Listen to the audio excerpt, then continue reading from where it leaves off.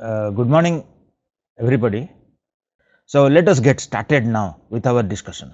So we have okay. So let's get started. We have roughly about 6 hours to discuss this topic on object-oriented software design. And last time we had interacted about what to include, what not to include, and so on. You had given a long list of topics to be included, and I have tried to incorporate some of those, but let us see, uh, because it was hard to include everything in 6 hours. So, without wasting much time, let us get started. The first slide is about introduction to myself. I have been here with this IIT Kharagpur for last 22 years, did all my education, bachelor, master and PhD from Indian Institute of Science in Bangalore, worked with Motorola, and since 94 here at IIT Kharagpur, currently professor and head of department. So, let us look at the plan for this 6 hours. Today we will look at some very basic concepts on object orientation and UML class diagram, that we will try to keep it short. The points that I anticipate you do not know based on my interaction with you, will only highlight those points, otherwise we will quickly cover these things as I know, as I could understand that these things are known to you, you have done Java programming and basic concepts etc. is known. And then we will look at the object oriented software development process, the UML diagrams, and while discussing the basic concepts, we will discuss through the UML class diagram, so that our UML discussion later we do not have to discuss class diagram. And then we will discuss about how does one go about designing, given a problem, how does somebody come up with a design, and if the design is done good enough, then it can straight away be translated into code. And then we look at how does one test object oriented programs, and then the patterns. The patterns is a large topic. I teach a full semester course here on design patterns. So, let us see how much time we are left after we are completed all this, and we will see how much of patterns we can discuss. Let us start our discussion, the basic concepts. We will go over here very quickly, unless some of you write on chat box that we need discussion on some points. If you want discussion on anything, you please write on the chat box, I will see here and we will respond to that. The object orientation, as we know, you have done Java programming, its widespread use in industry and academics, and also for designing UML has become a standard. Earlier it was not a standard, it was proposed by body of industry, association of industry, but right now it is a standard, it is a ISO standard since 2004. And basic concepts, we know that here we have, let us say we want to automate a library, we find out what can be the objects, find that there are issue books, there are reference books, there are members, and there are registers where who is issuing which book is entered and so on. And here we start with this object. Most of the objects, they correspond to physical objects, real world physical objects, employee book etc. But as we proceed, we will see that it is necessary to have some objects which are not really physical objects. We can't really find them if we look around such a system or we read the description of the system, but they will be there. For example, every problem we solve, as we complete the 6 hours, you will see that every problem we solve, we need to have several controllers. The controllers is not mentioned in the problem domain, but we will see that we need those controllers. These are objects that we will cook up, or these are hypothetical objects, were very crucial objects. They will be needed to get a good solution to the problem. And we all know what encapsulation means, that we put the methods and attributes together so that we can call them by a single name. Encapsulation means that we put methods and attributes together so that we refer them by single name, and we know an abstract data type. This also is a basic concept. A data type is something that we can instantiate. For example, int and float are data types. We can instantiate by writing int I or float f1, f2, etc. Those are the data types we instantiate. And are classes abstract data types? But what is abstract about these data types? Because we said a data type is one which has some storage requirement. There is a format for storing the data type. For example, int and float, these are data types, but from the memory they are just bit strings. And if we know that it corresponds to integer data type, we know what will be the value of the integer. But the same bit string, if we think that it is a float, it is said to be a float, then we know that it may represent something entirely different. So, each data type has its format for storage, and these are instantiated and some behavior is associated with them. For example, int, addition, division, etc., they have some behavior, some algorithm is followed.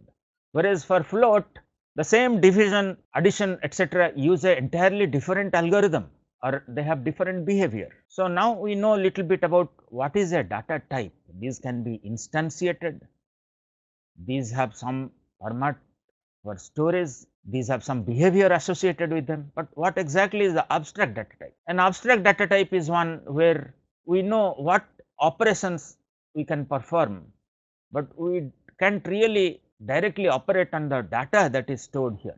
We can instantiate classes, yes, just like any other entities, but then are entities and classes synonyms? No, not really. The classes are entities, all right, but they are also have additional characteristics associated. For example, we have inheritance, polymorphism, etc., those which are exhibited by classes. So, these are entities, but more than entities, they have more behavior.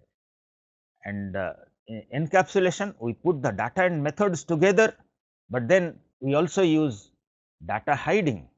It is not only encapsulation, but also we use data hiding. The data is not directly accessible, information hiding or data hiding and encapsulation. So, we can say that encapsulation is achieved through data hiding. Okay, classes are templates for object creation. We know very well how to instantiate classes. You have done for Java programming. Classes are instantiated on objects. These are abstract data types. But sometimes these are not intended to produce instances. For example, abstract classes in Java or any other programming language, C++. I have just one question here, that if abstract classes do not produce instances, then why do we need abstract classes? We can't instantiate them, we can't have objects out of them.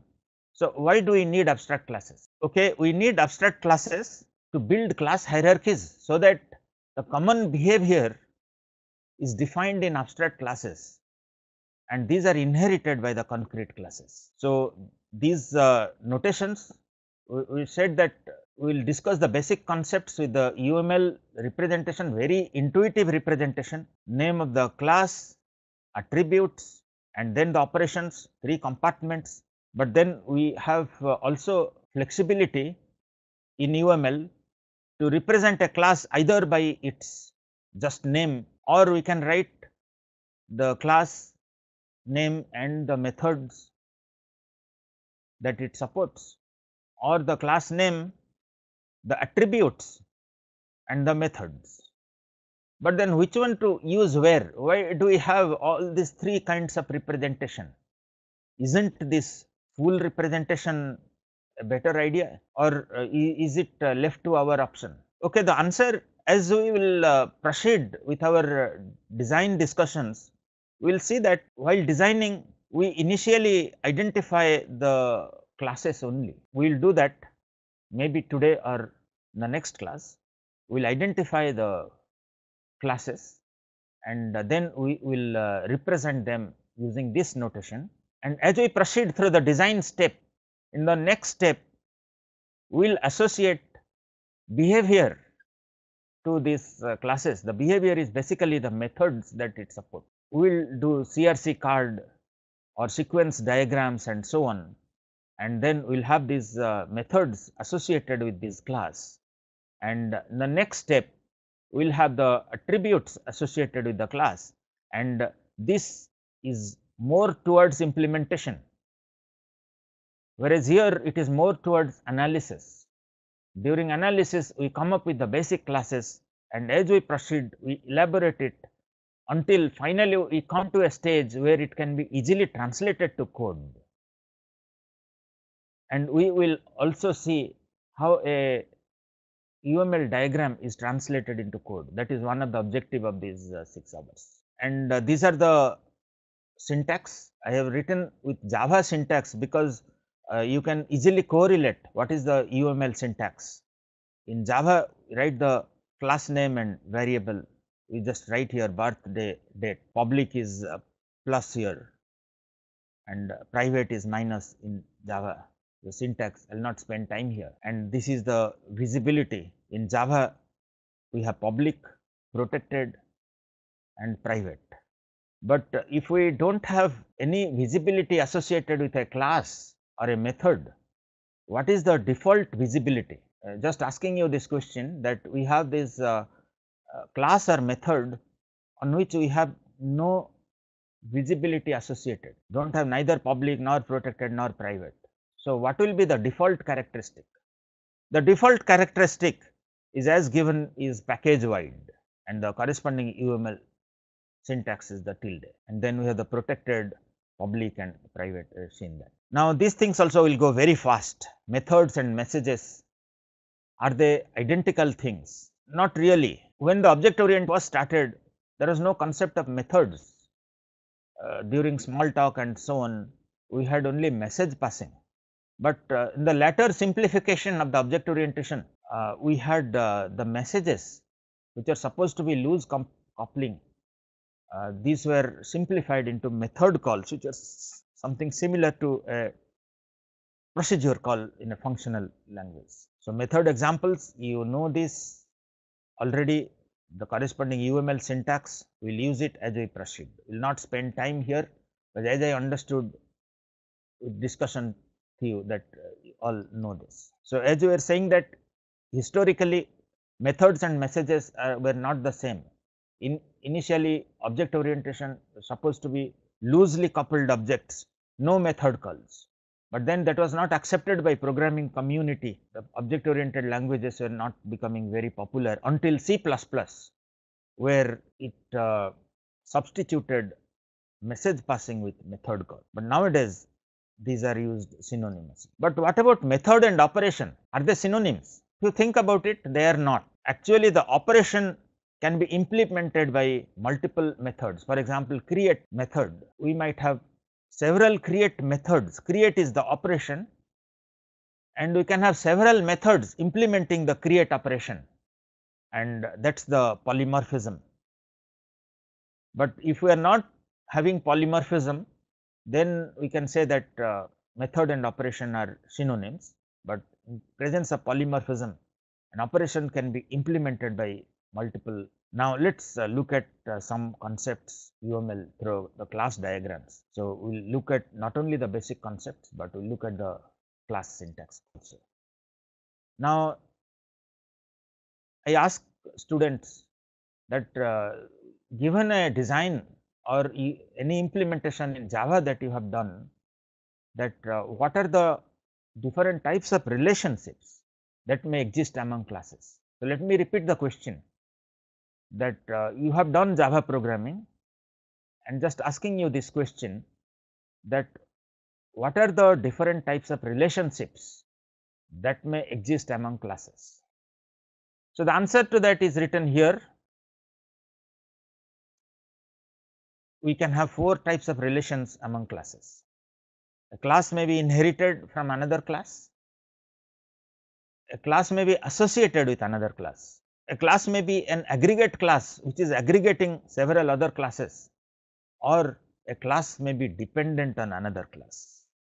Now, the next question I will ask, let us give example of it. For inheritance, just think of an example of a program that you have written where you have used inheritance.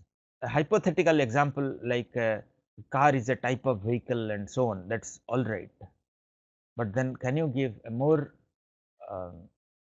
real programming example where you have used inheritance? And I will also ask, give an example of association between two classes. Any example of association between two classes that you have programmed, an example of aggregation that you have programmed, and an example of composition that you have programmed, and another example of dependency. So, please think of it, that what are some examples you can give about inheritance, association, aggregation, composition and dependency.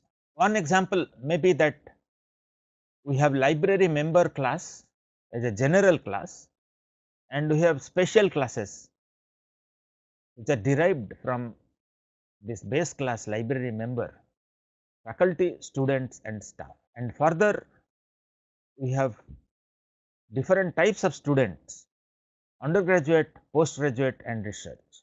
So, this is a class hierarchy developed through inheritance, and the parent class is a more general class than the children class, and because undergraduate, postgraduate and research are special types of students, their specialization.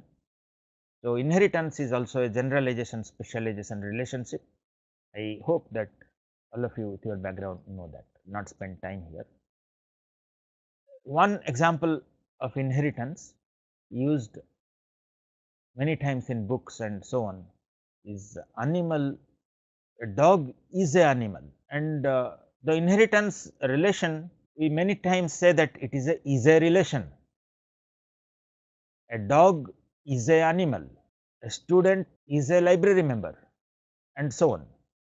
So, the is a relation represents inheritance, but on the lighter side, its dog is protesting, he thinks that he is not a animal, human. So, we will not spend time here, class hierarchy, base class, derived class and so on. All of you know, you have programmed in Java, given a class hierarchy, how do you write code for this? What is the Java keyword to express inheritance? All those you know, and multiple inheritance, base class, derived class inheriting from multiple base classes. We will not spend time here, basic concepts you know. The first thing that you can do with these relations is that think of how each of these relations can be translated into Java code. As long as it is a base class and a derived class, person is the base class and employee is the derived class, we can write the corresponding Java code here. So, we write the code for the person class, we had here private, wrote the same thing, private string name, private date of birth, and then the inheritance, we wrote the extends keyword here, class employee extends person, and then all these things here we translated into private, int employee, etc. So, we have coded this in Java, and for inheritance the keyword is extends, and which all of you know, and then we can instantiate an employee class Java employee, n employee equal to new employee. But one thing I wanted to tell you here is that n employee is a handle for the object that got created. Let us see that, that is a very important point actually. We will see what really we mean. See, as long as you created a rectangle class, rectangle got created, possibly you initialized with length and width as 5 and 3, but then this is the handle, my rectangle is called as the object reference or the handle, and then you operate on this object through this handle my rectangle. And if you create box class which is inherited from rectangle, just see here, you have created this object, you have got this handle here, the object reference my box, and implicitly we have this rectangle also created inside it. all these attributes length, width are present here, and we have additional attribute height here. So, I was just mentioning here about this reference, and as we will proceed with our discussion, we will see that this is a very important concept, that we have this object reference or handle, and we will make use of that. Let us proceed. So, more generalization example, Feline just multiple inheritance, and then there are inheritance. So, these are the symbols in UML, the block arrow here, which is inheritance symbol, intuitive. But what about this hierarchy, class hierarchy? A person, the base class, derived class are arm, leg and head. What is the problem? We have crossed it out. We said that it is not a proper class hierarchy.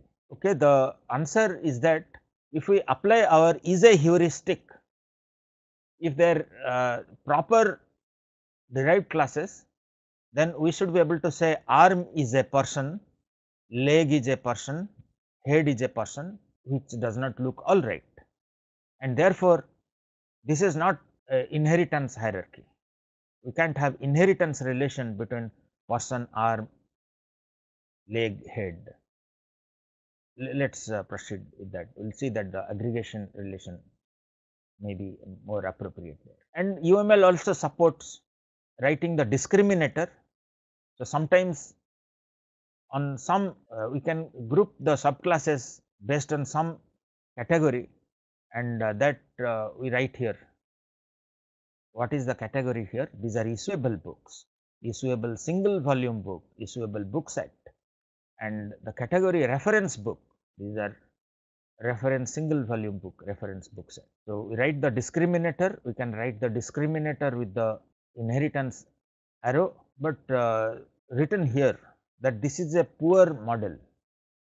Even though we have UML syntax is proper, but this is not a proper design, it is not a good design. As we proceed towards patterns and so on, we will find that if we use too many discriminators with a class, then we will get into problem, and there are patterns, specific patterns, which namely the bridge pattern, which tries to avoid this kind of problem. So, as I was saying that inheritance, if you use too much, then you may not get a very good design.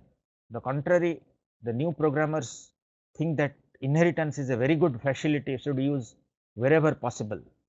And here we, as we proceed towards patterns and so on in our discussion towards the next class or next to next class, we will see that inheritance has some problem. We will identify those problems, and we will say that in many situations an aggregation would be a good way to program rather than using inheritance, and we will say that why that would be advantageous.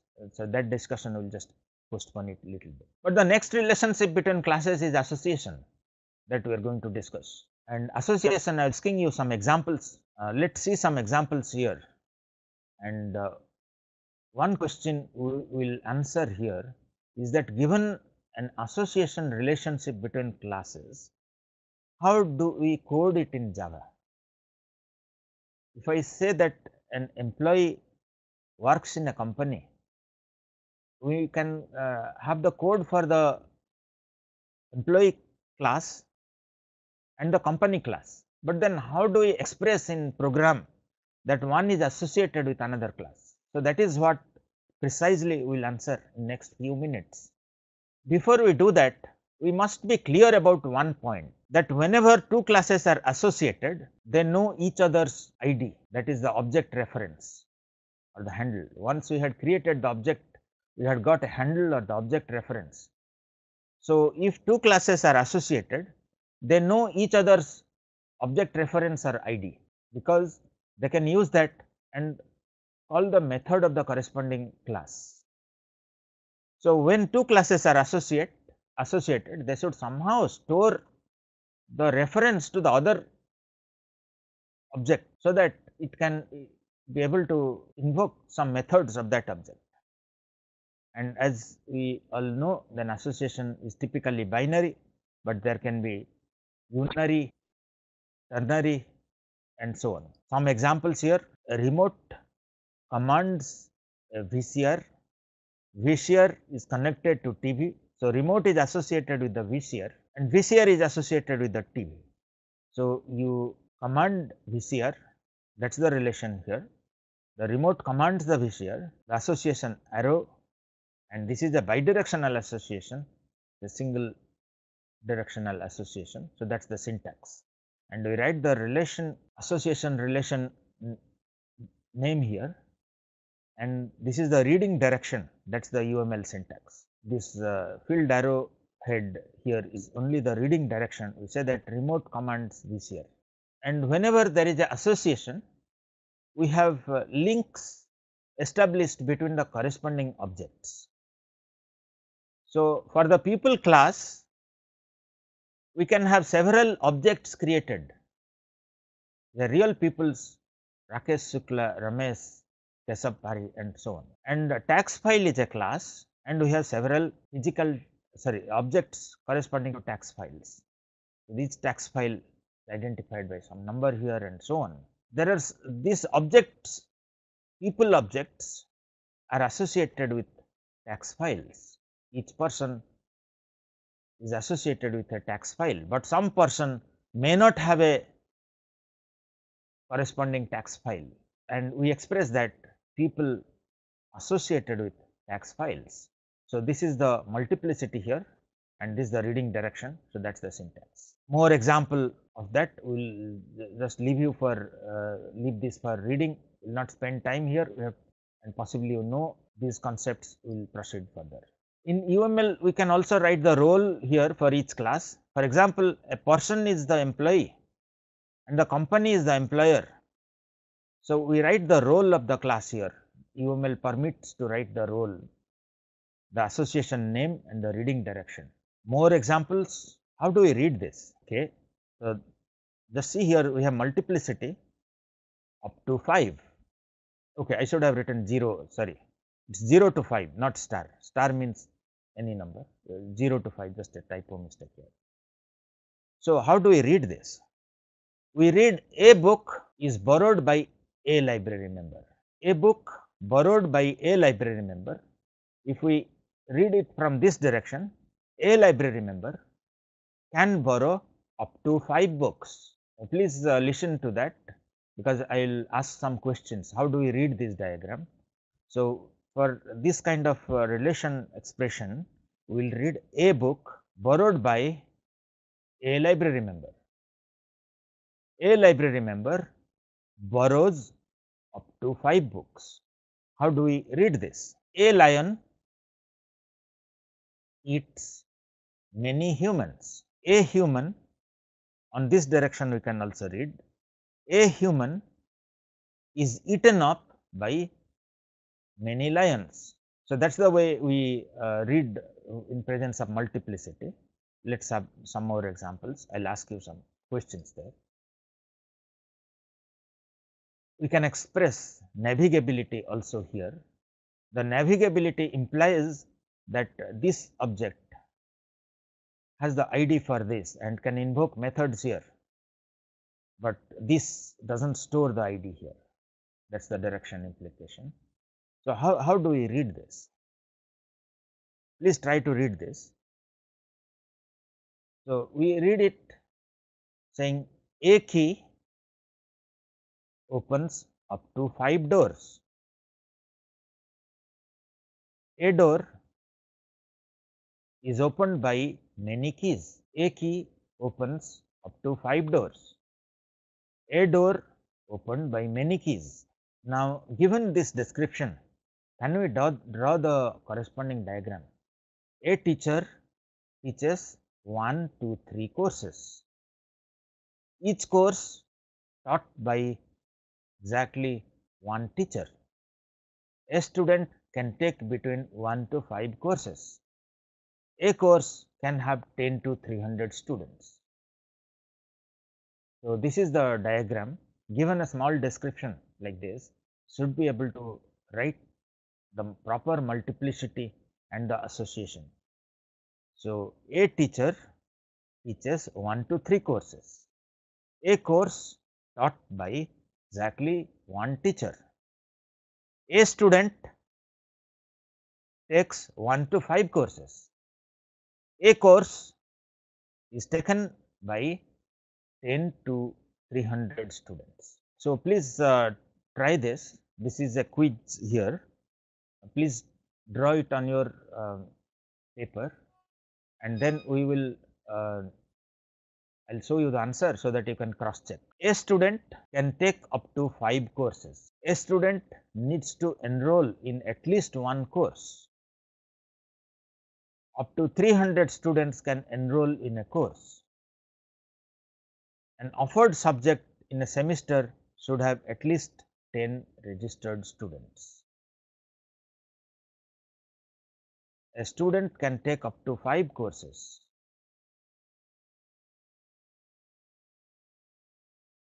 A student needs to enroll in at least one course. Up to 300 students can enroll in a course.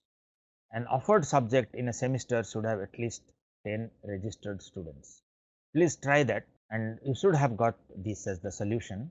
A student enrolls in 1 to 5 courses. We have written the roles also here, the association name here, reading direction. This is the proper UML syntax. These are the roles here, student credits and course has enrollment of. This is the role of course, and we read it. A student enrolls in 1 to 5 courses. A course has enrollment of 10 to 300 students. Now, identify, given this 4 alternative UML class diagrams with association relationship, identify the correct one. Okay, we already marked here the correct one, but then what's the mistake with this? What is wrong with this? Okay, here we don't know which direction to read. We have forgotten to given the reading direction. What about this? The association line is not proper. Used a dashed line here. Should be a solid line. That's the UML syntax. What is wrong here? We have used a different arrow type. This is not the association arrow. And this has all the things, the reading direction, proper association line, proper arrow, and so on, and therefore this is correct. How do we read this diagram? Okay, this though we had seen. How do we read this diagram? Please try to read. I will read it. See if it matches with what you are reading. A teacher teaches up to 3 courses. A course is taught by 1 or 2 teachers.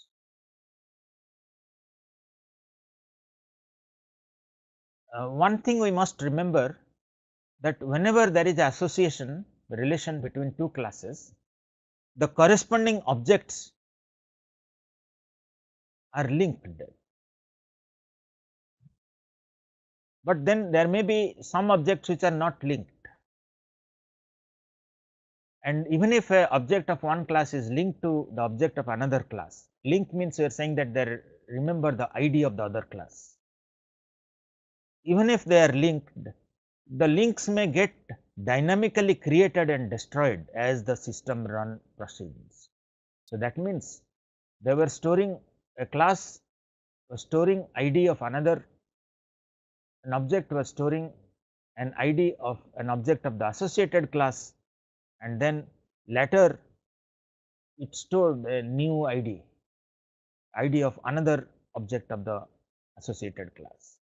So, the link with the previous object was destroyed, then new link was established. But can association be recursive or unary? Yes, we said that association can be unary, but then can you think of an example which is a unary association? You can ask this question in a quiz or something, that give an example of a unary association and with proper multiplicity. Okay, there are many examples. One example is a person is a friend of many persons, or a person has many persons as friends. You can read it in either direction. So, this is a link is established between two different objects of the person. Two different persons are friends of each other. Another example, a computer is connected to many computers, or a computer connects to many computers. If we look at the object diagram for a unary association, we will see this, that different nodes have links established between them. So, this node for computer has link with node 3, this is linked with node 6 to 7 and so on, and we may have also some nodes which are not linked to any other node. That is the implication of the association relation. Another example, a linked list node has a previous node as its a linked list node has a previous linked list node, or a linked list node has a next linked list node. Another example, a course has prerequisite of many other courses, or a course is a prerequisite for many other courses. Now, let us address this question. So far, we discussed about how to represent association relation, how to read the association diagram and so on. Now, let us see, given such a association relationship, or maybe more complex association relationship than this, how do we write the Java code for this? Because we know that how to write the member and book code, but now let us see how do we express in Java the association relation. The trick to that is that whenever there is association, the reference for this, the handle for this object book is stored by the member. See here, this is the member object, member name, member number, this is the member object, and it is storing this ID here, and that is how they are linked. The corresponding objects are linked when there is association between two classes. But then how do we exactly write the code? If we understand that much, that when class is associated with another class, an object of member will store ID of an object of this, then it becomes clear to write the code, it becomes simple, write public class member and private book. So, this is the place where we are storing the link with the book here, and then issue book, when it gets a book as argument, it just stores here in the ID here, set book, and that is just storing it here, and a book dot set lender this. So, it is establishing the link with the other side also. So, that the book object is also storing the ID of the member object, a book dot set lender this. So, it is storing the ID of the member in the book object. Now, this is the code for the member, but what will be the code for the book? I guess it is not hard. We again write public class book, and then it has to remember the member with which it is associated. So, private member and so on. So, let us look at that code. Okay, here. So, public class book, private member and set lender method is to be supported here, and it gets a member reference, a lender, and then stores that here, and the link is established. So, that is the basic concept regarding programming an association relationship in Java. We can have more examples, more complex examples, like instead of 1 association, we have 1 to 300 and 1 to 5, and fortunately this is not hard either. we write a course is credited, has enrollment of 1 to 300 students. So, we just make it array of 300 elements. Similarly, a student enrolls in to 5 courses. So, we write here student credits 5 courses array. And if we do not give any arrow here, it is a bidirectional association. It is as good as giving arrow on both sides. So, this is implicit bidirectional navigation that both store IDs on each side. Okay, we are asking here in this exercise that given such a relation, please write the Java code. Maybe in a test question or something, we can give this question that a person, this is the UML syntax, the role, employee and employer is the role of company, and works for the association name, reading direction. So, what will the code look like? See here, the roles have become attributes here. Employee was the role here, and that has become an attribute here. Employer was the role of the company, and that has become an attribute here. So, the person is keeping track of who is the employer, and company is keeping track of who is the employee, and then set company, which is storing the person here, whereas on the person we have get works for and set works for, and storing the employer is equal to company. Now, how do we program when we have more complicated multiplicity? A customer has many accounts, one or more accounts. A customer has one or more accounts.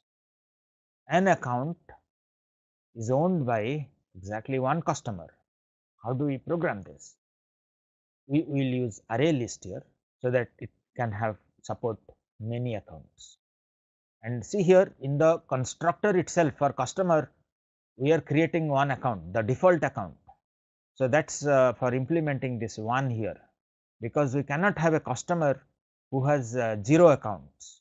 Therefore, as soon as we create the customer in the constructor itself, we are creating a default account for this one, cannot have a 0 account. We can have more examples. Okay, this I just wanted you to try out.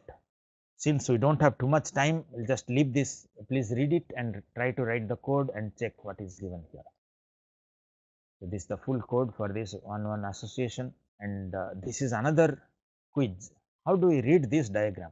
Okay, the answer is here. One CPU has 0 to 2 controllers. Squashy controller is a special controller. A squashy controller controls 1 to 4 disk drives, or a disk drive is controlled 1 to 4 disk drives are controlled by one squashy. But what will be the Java code for this? Based on our knowledge of how to implement association and inheritance, you can easily write the code. Please try it. With only 6 hours we have, so can't spend too much time here. This is another quiz. A banking system, we have to read this first and then write the code. A bank has many accounts. An account can be of the type checking, saving or money market account. So, there are more association relationships. Please try to write the code for this. Now, the code for this, considering our very limited time, we will not spend time here, we will just display the answer. Please check your answer with this code. We can even give a code and ask you to draw the corresponding class diagram. So, the trick here, given a code to write the corresponding class diagram, we can easily draw the classes. Tree map are classes straight away visible from here. But what kind of association is there? Tree map node associated with the tree map node, whereas the tree map node is associated with a object, and also another, it's a see here the recursive relation here, unary relation. A tree map node is also associated with two trees, two children, and also it is associated with another class, its key. So, if we draw from there, we will get this diagram, a tree map associated with tree map node, which is in turn unary association two nodes, and then it is associated with a object and a comparable. Now, we had so far seen very simple implementation of association class, but then that simple implementation has a problem. For example, for this diagram, a person works for a company or a company employs a person, and we wrote this code actually. But then this code, if you run, you will get into some problem, not a syntax problem, but sometimes you will get some error. So, what exactly is the error that you will get? The error is as follows: when we create a new person, when we associate a company with a new person, then the person might retain the link to the company. We just replaced the ID that the company was stored. See here, we are just saying set company person. So, we are just changing it here and also changing on the corresponding object. But then what about the old object, the earlier employee? We are not doing anything to that, and therefore, the old employee will still show employment in this company. So, that is one thing we need to take care, otherwise such spurious association relations may exist. We established A is associated with B. Initially, A1 was employing B2, but now is employing B1. So, we established link properly, but then the old link is continue to exist, and this is the code here, that if the old value, we store the old value and then check if it is not null, that means it is pointing to itself, then we are setting it null. So, while implementing, so far we looked only simple implementation, but then we have to take care of some nitty gritty like this, otherwise we will once in a while we will get an error. The next concept that we will look at is an association class. Sometimes the association itself has some characteristics. For example, we had seen the example of a person working for a company, but then we would like to know then that what other company he has worked in the past, might like to know that when did he join, when he left the company, what is the scale he joined that company. He might have joined the same company multiple times, left it and joined again, and so on. Can we keep track of this association characteristics? Similarly, a teacher teaches a subject, but he may be teaching it in different semesters, and each semester different sets of students may have registered, and he might have given grades to those students. So, can we know, sorry, I am getting a question. Okay, so somebody has pointed out something, let me just see here. So, it's pointed out that we have forgotten the arrow direction here. Yes, yes, correct. Actually, we had shown it as a bidirectional, that's accidental. Thanks for pointing out. We should have also shown a arrow direction here. I think that was pointed out by Sachin Joshi. Thank you.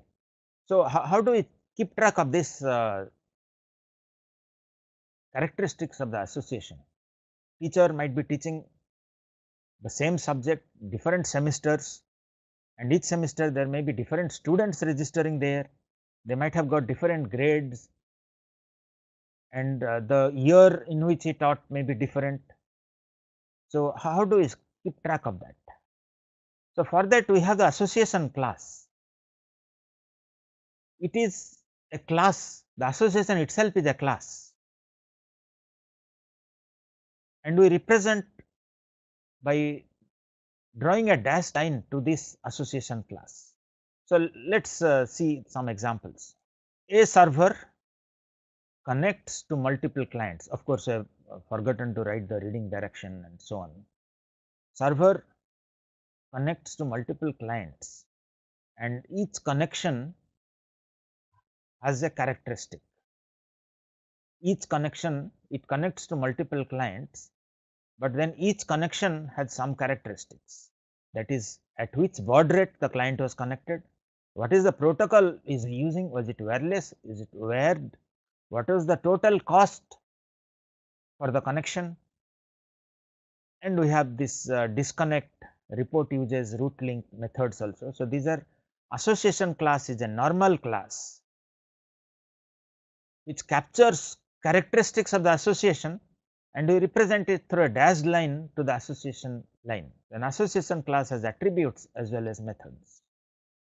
This is another example.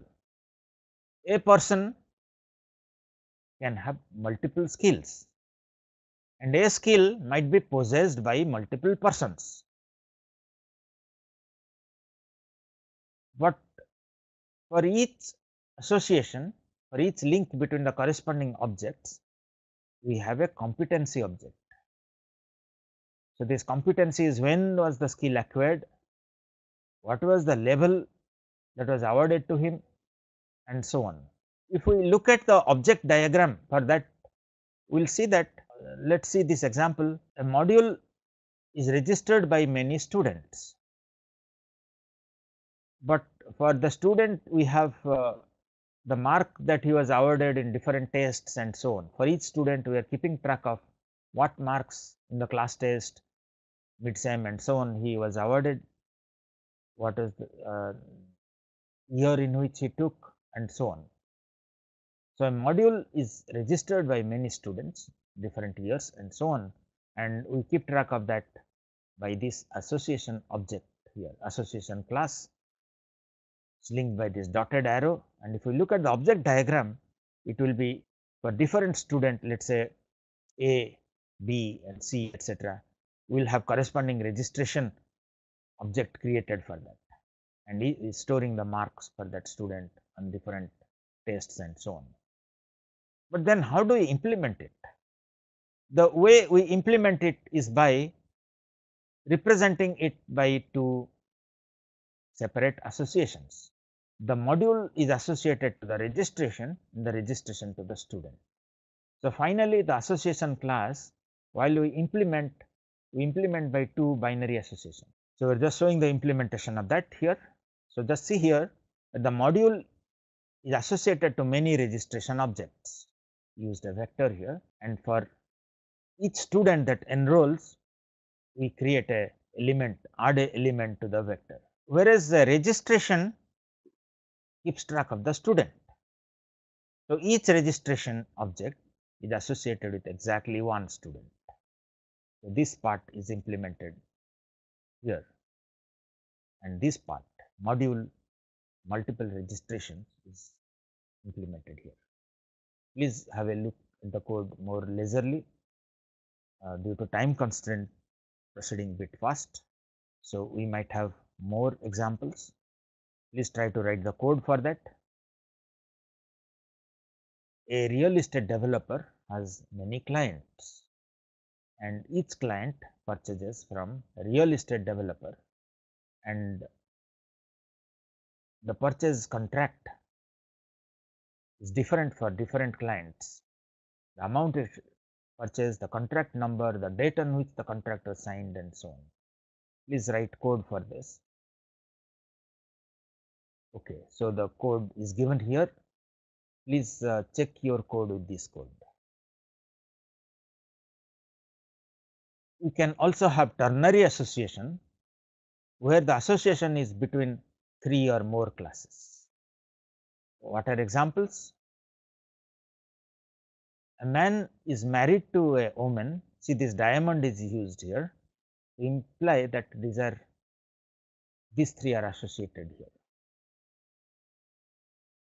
A man is married to a woman and was married by 1 to 3 priests. We can even add more classes to the association relation witnessed by many friends.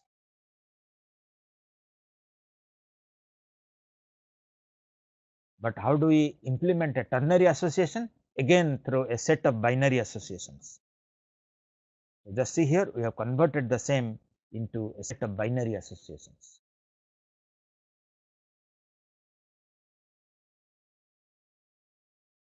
We can also use association class. See, earlier we were saying that there is a ternary association and so on, but here also we can have a association class remembering the characteristics of a specific association. For example, a team consists of 11 players and they play in many seasons, and for each season, for each such association, a player and 11 sorry a team and 11 players and the season they played, we can have the characteristic is the season, how many goals they scored for and how many against. Okay, so let us proceed from where we were there before the break. We were saying that ternary relation can also have a association class which is keeping track of the characteristics of the association.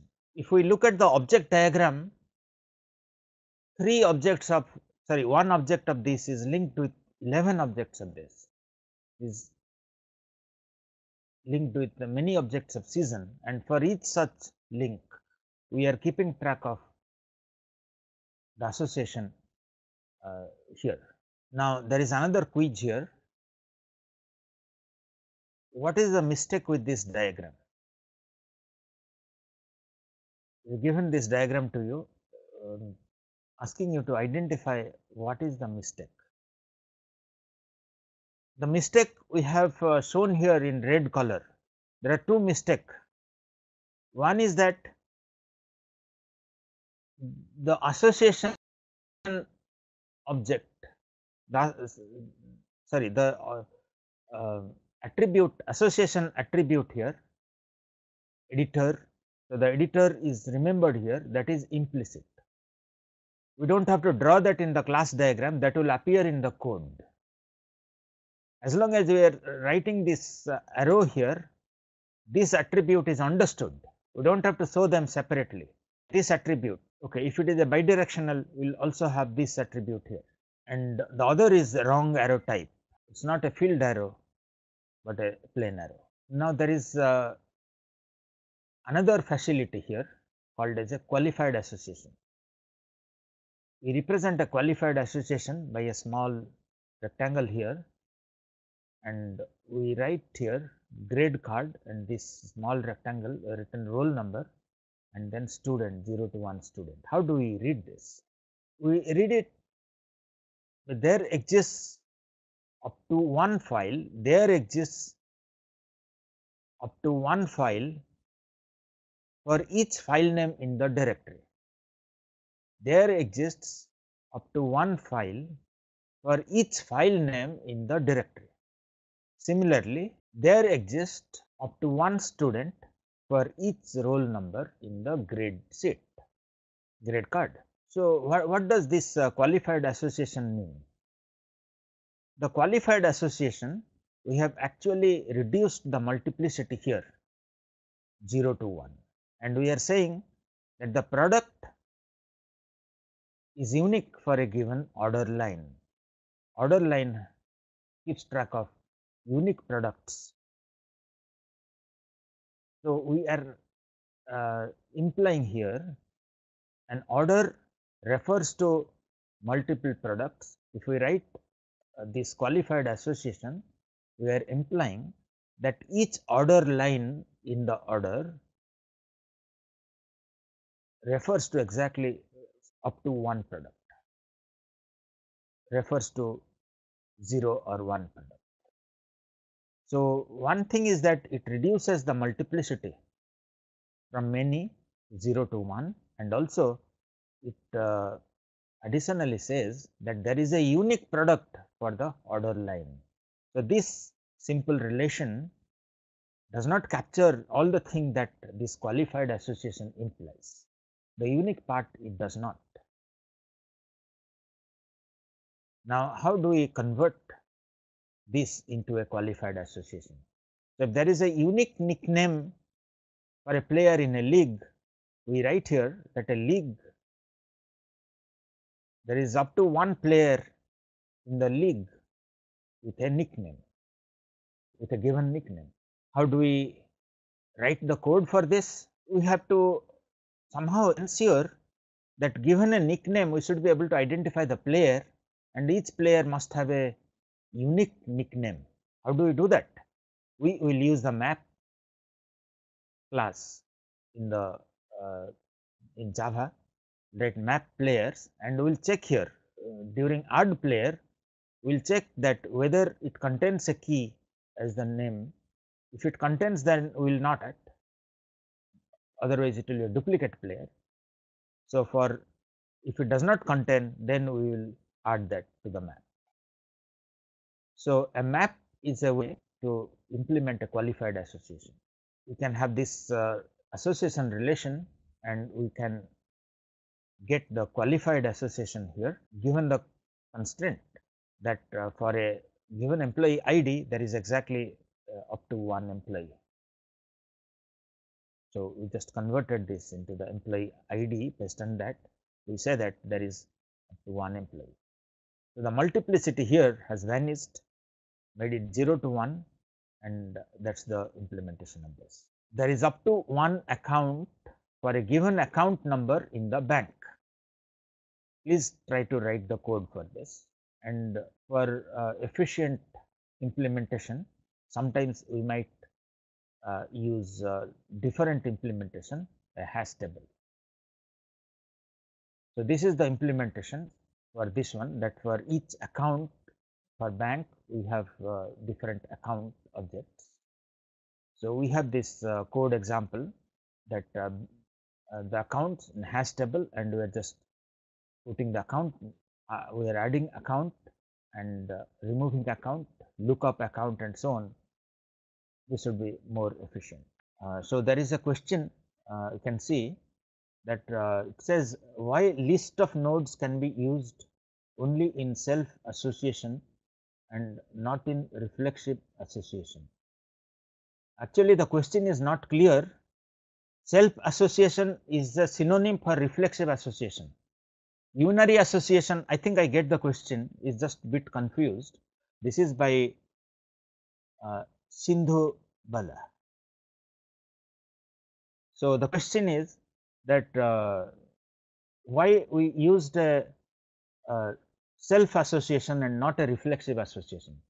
The answer to that question is that we have used unary association, self association, reflexive association, all as synonyms. All of them mean the same thing. A reflexive association means a unary association, which also we have sometimes used as reflexive association. I hope the answer to that is clear.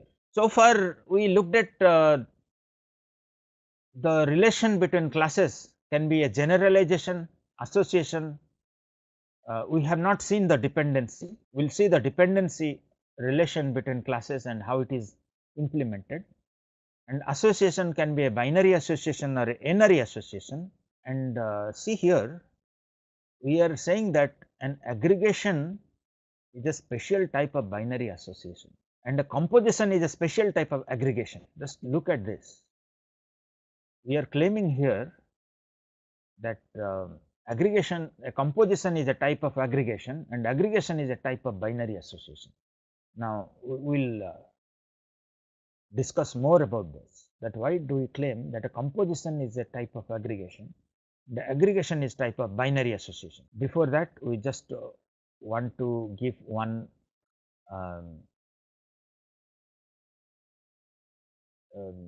constraint here, that do not use association too much. Sometimes it becomes too artificial and inefficient implementation.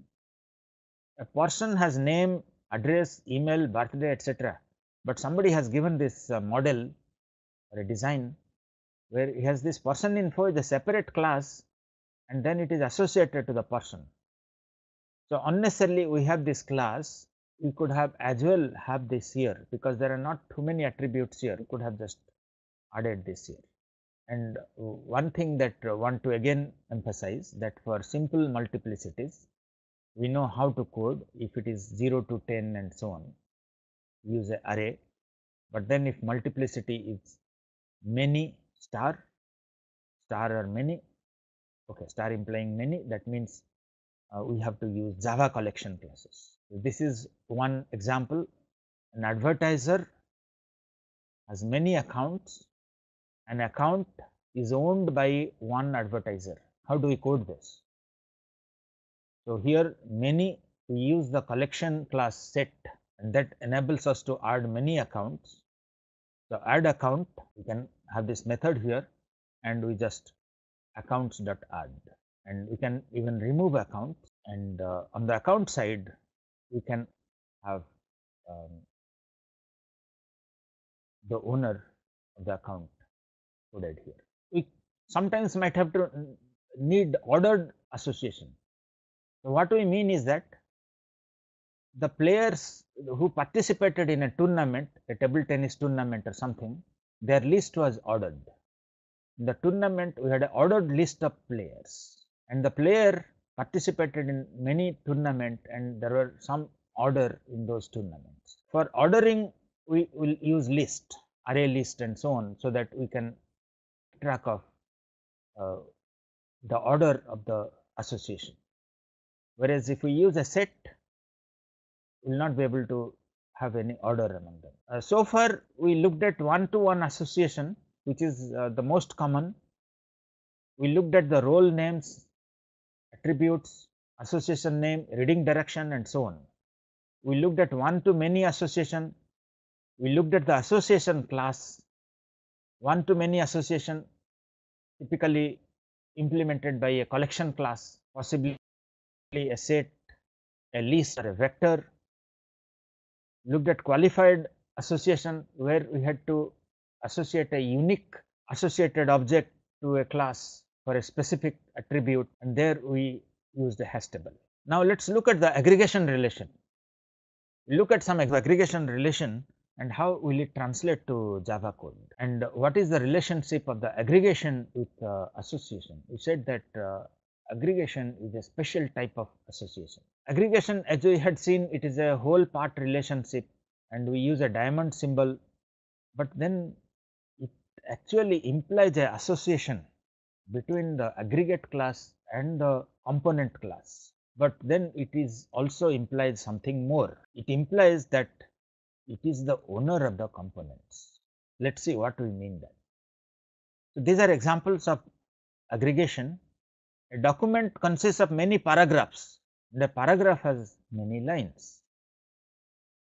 A company employs many persons and a person is a member of a club and a club has many persons as member. Now, let us see how is it different from association and how do we implement an aggregation in Java. One thing is that if there is an aggregation relationship between a document and paragraph, then there is an association, and we know that in the association, as long as there is association, the document stores the IDs of the paragraph, the references or the handle, whatever we said about the paragraph, it stores those. But something more, because association was just storing the ID, and here it might be creating those also. So, normally in aggregation, we have the document create the paragraphs as well, not only keep the IDs, but also create them. So, that is the difference between aggregation and association. Not only keeps track of the IDs, but also creates the components. Let us see that. Okay, one thing is that we cannot have this kind of relation that a paragraph consists of multiple lines and line contains multiple paragraphs, no circular inclusion. And we can even compare inheritance with aggregation. In inheritance, we have different types of derived objects. who behave similarly, whereas in aggregation it is a containment relation. There can be different types of objects which participate here. So, it allows us to construct complex objects, and as I said that as we proceed to next and subsequent class, we will see that many times we will prefer aggregation relationship to inheritance relationship because of certain advantages that we will point out.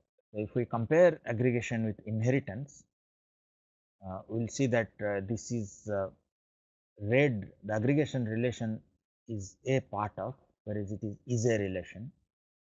And here if we invoke a method on aggregation, we affect only that part of the object, that part of the aggregate, whereas inheritance, the change may be visible to the other objects that are contained in that. It is aggregate plus part, and here it is the superclass contained in the subclass. We have composition and aggregation as two separate relations, similar but in some way different. A composition is actually a special type of aggregation or a stronger form of aggregation. Here it is denoted by a filled diamond. In aggregation, we had only simple diamond here, empty diamond. Here it is filled diamond, and we are saying here that a circle contains one point as its center, whereas a polygon contains 3 too many points. We even can represent a composition relationship by writing the part inside it. Circle contains a point. But how are aggregation and composition different?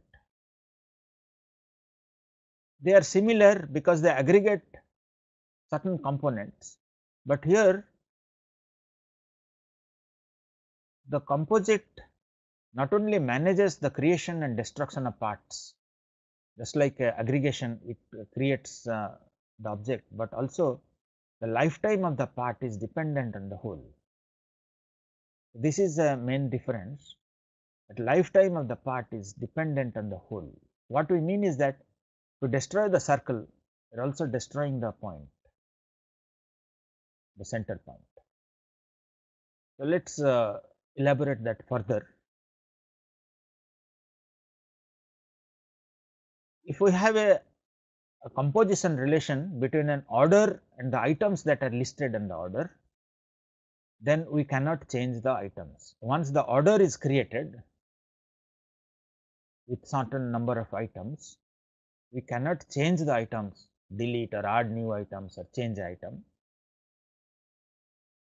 We can change the order, we can destroy the order, create a new order, but we cannot change an item in the order.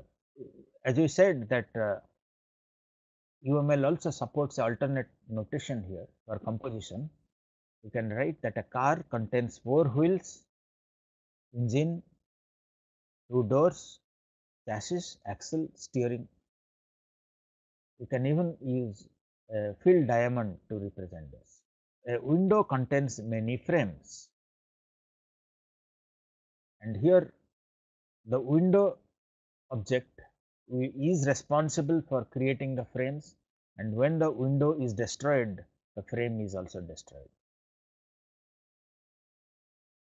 Just to bring out the difference between aggregation and composition, I will just take a small example here. Let us say you have gone to a restaurant and you ordered certain items. Now, let us say little later you realized that you needed something else, some other item, wanted to change some item or placed a new item. You said that I have forgotten to give salad as order, please include salad. And if that is acceptable, that you can modify some orders that you had already, some items in the order that you had already placed, or add some new items or delete some items, then it is an aggregation. It would be a composition if the waiter says that, see, you have placed the order and have already created the for that, and now the order cannot be changed. You either take that order with the given items that you had specified, or you cancel the order, place a new order. So, in that case it is a composition. So, in a composition, the items once they are created, so the items are created when the composite object is created, and the items are destroyed only when the composite object is destroyed. Whereas in aggregation, the items can be added or destroyed independent of the life of the aggregate. I hope that is clear, that a composition, the lifetime of the items is the same as the composite object. They get created when the composite object is created and get destroyed only when the composite object is destroyed. On the other hand, in aggregation, we can add new items, modify existing item, delete some items, and so on. So, if it is a case of aggregation, we will represent using the hollow diamond, and we do not give 1 here, that is implicit. So, we may not even write 1 here, that by default it will be 1. On the other hand, on a composition we will use a filled diamond, that would imply a composition relation. But how do we create code for this? In case of a composition, we had seen that the composite, the component items are created in the constructor itself. When the object for car, a car object is created, then see here the constructor is also creating the component objects. So, the wheels are getting created, and only when the car is getting destroyed, the wheel objects will get destroyed. No other way that we can destroy a wheel.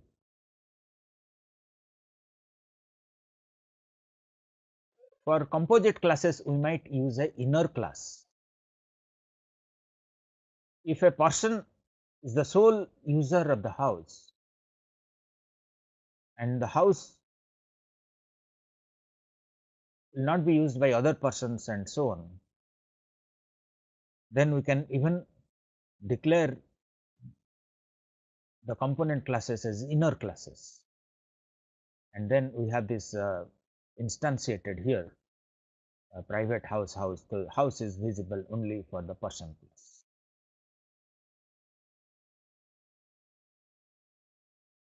But how do we implement aggregation?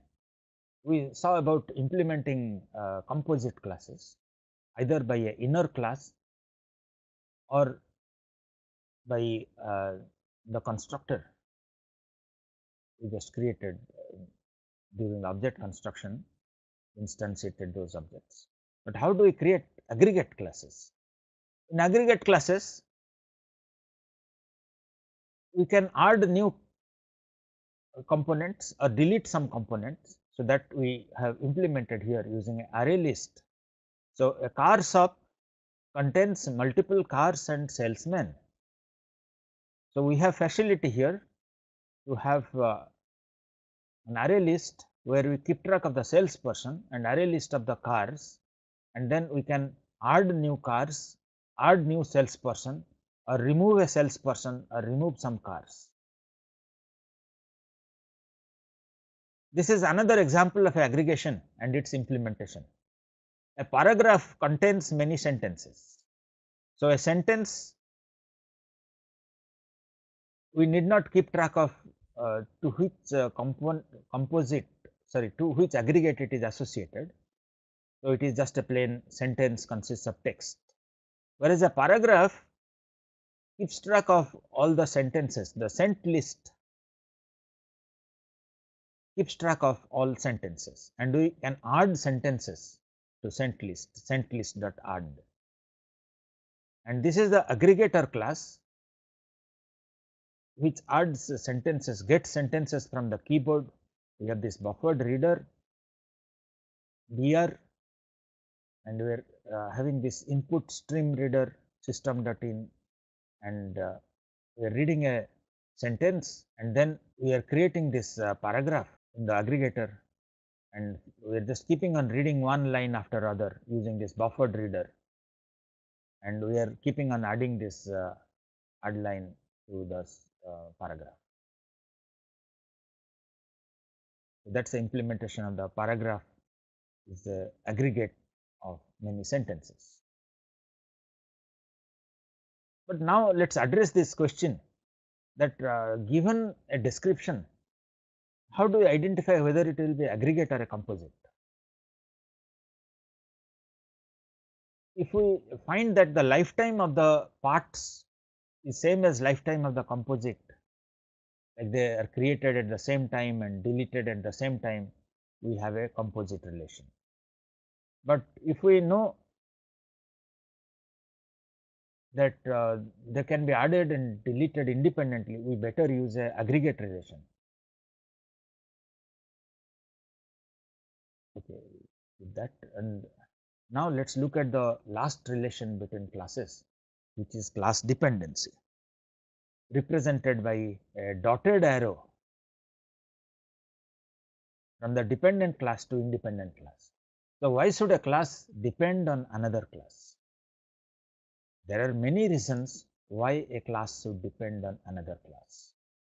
It may be that one class is an abstraction, there may be binding, one class may realize an interface, it might be a client model takes the place of the supplier model. So there are many reasons why dependency among classes arise, but we will look at some simple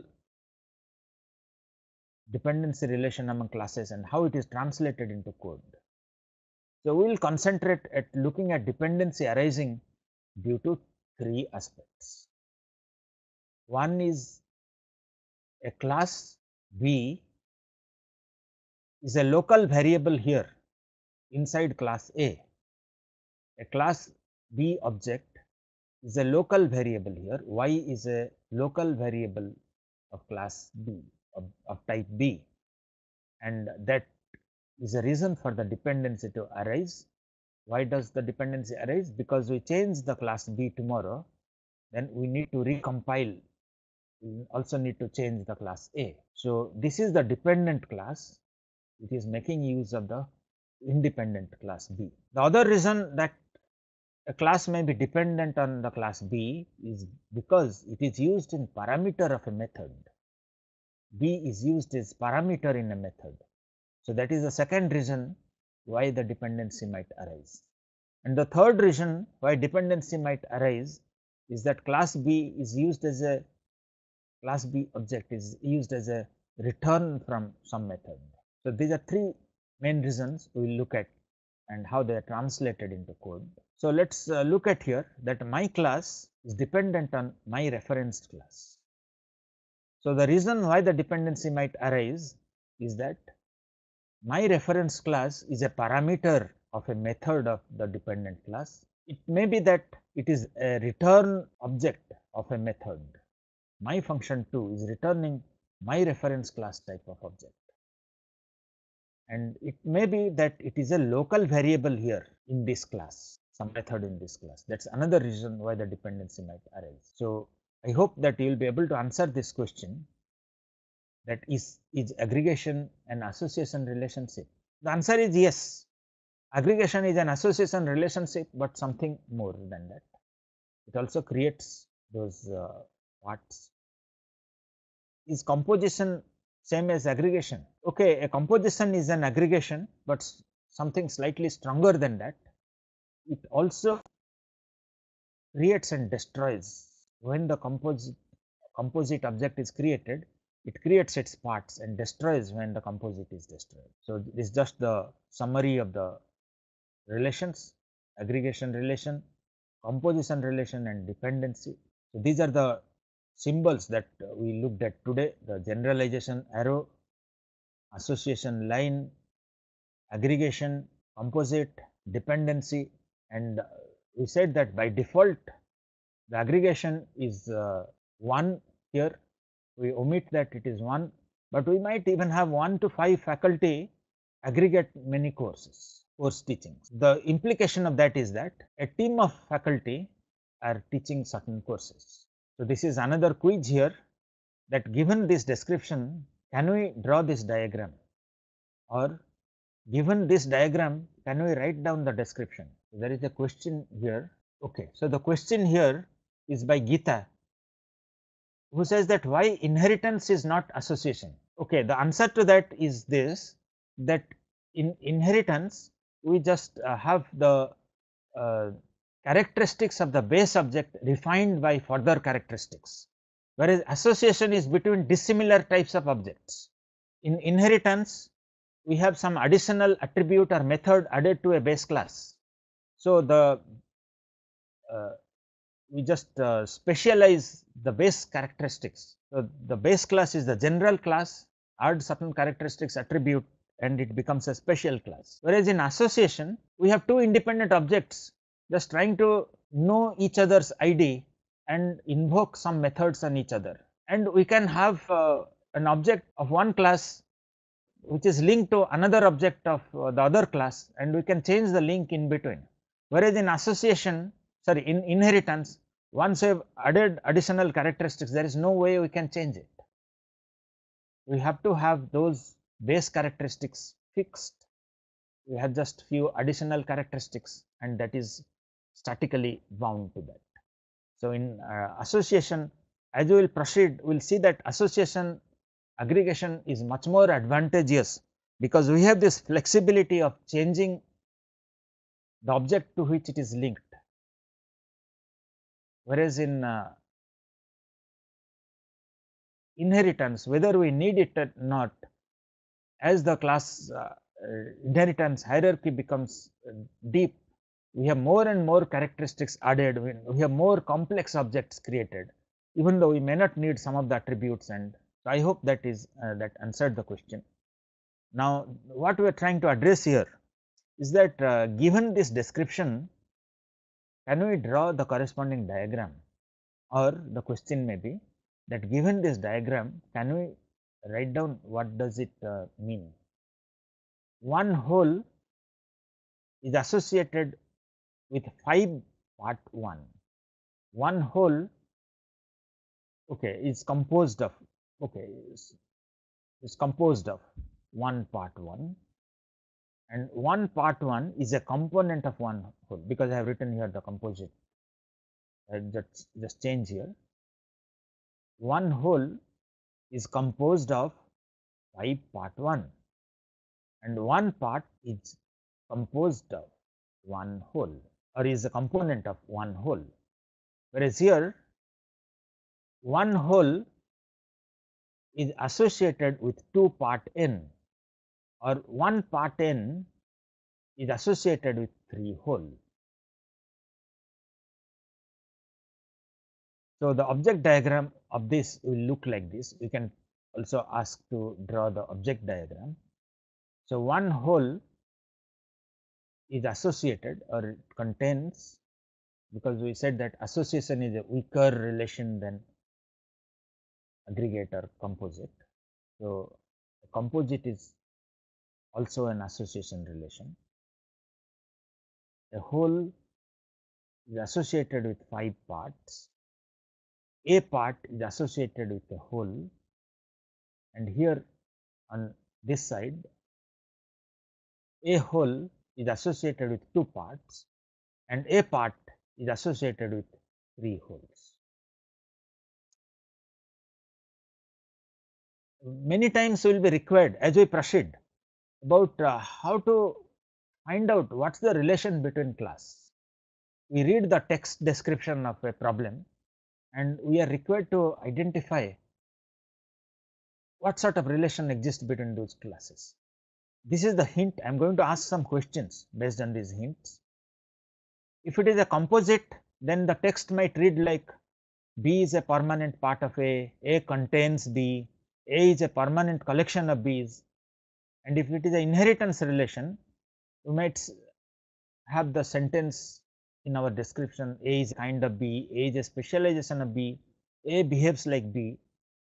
If it is association, it's a collaboration, like A delegates some responsibility, A needs something from B, A and B are peers, and those are the sentences will be used.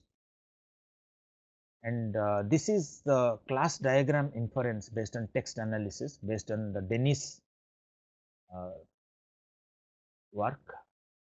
He says that if you read through a sentence or a paragraph, all common nouns and improper nouns, they are classes. For example, a book is a common noun and it implies a class. A proper noun implies an object. For example, CSE department, electrical department, object-oriented software design, computer architecture. These are proper nouns and these imply objects. An adjective implies an attribute, price of book. So, price becomes an attribute of book. Doing something, action verb implies operation. For example, student issues a book.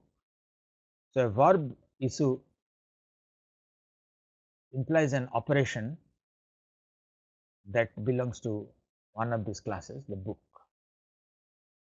The student object issues invokes the issue method of the book. Having something implies aggregate relation. A predicate or descriptive verb basically is operation. Adverb implies an attribute, fast loading of an image and so on. Attribute of an operation. So now let me ask this quiz. So given this kind of simple description, now we are looking at simple description. Later, tomorrow we'll see that given a more complex problem, how do we identify the classes, their relations and so on. So what is the relation between a faculty and a student? It is an association. What is the relation between an hospital and a doctor? An hospital consists of many doctors, so it is an aggregation. A door and a car, car has 4 doors, so it is a composition. A member and an organization, organization has many members, it's an aggregation. People and student, so this is an association. Department and faculty, department has many faculties, aggregation. Employee and faculty, faculty is a employee, a faculty is a employee, and therefore it is a inheritance. Computer peripheral and printer, a printer is a special type of computer peripheral and therefore it's a inheritance relation. Account and savings account, savings account is a special type of account, so account is the base class, savings account is the derivative. Is another quiz here, it's slightly more elaborate. A square is a polygon, so the hint here is a implies a inheritance. Square is a special type of polygon. What about Syam is a student? Sometimes we might also get this, but see here, this is a proper noun and is an object instantiated from student. Every student has a name, so this is an attribute of student. 100 paisa is 1 rupee, so this is a composite. Students live in hostels, so this is a association. Every student is a member of a library, so this is the association. A student can renew his books, his borrowed books, so this is the association. Department has many students, aggregation. We have more quiz, please try this, try the identify the relation between the classes. We have some exercise for you to try out and give the answer, and this is one solution to this. Sorry, we have 4 options.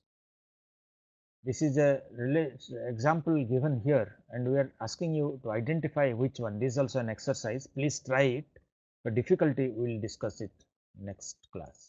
We will quickly look at few more aspects of UML class diagram, just few minutes and we will close. An interface, Java interface is shown as a stereotype here in the normal class. For interfaces we can even have realization, a class realizes an interface, so that we use this type of arrow.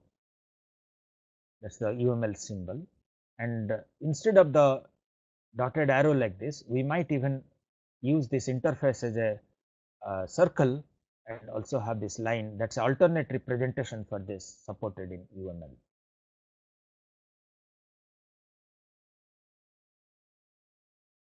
And there is a users arrow here. So what it means is that the restaurant class invokes the methods in this interface which is implemented by some other class. So we'll see some example for that. So you can have inheritance relation between interfaces, and then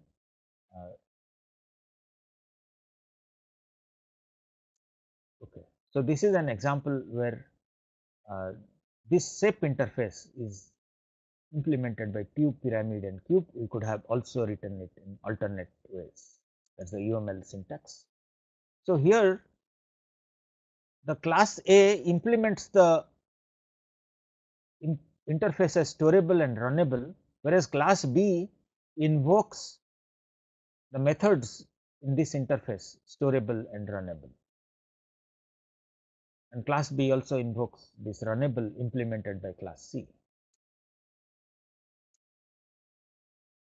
And we have these packages where you can package the class diagram, you can group classes, the packages.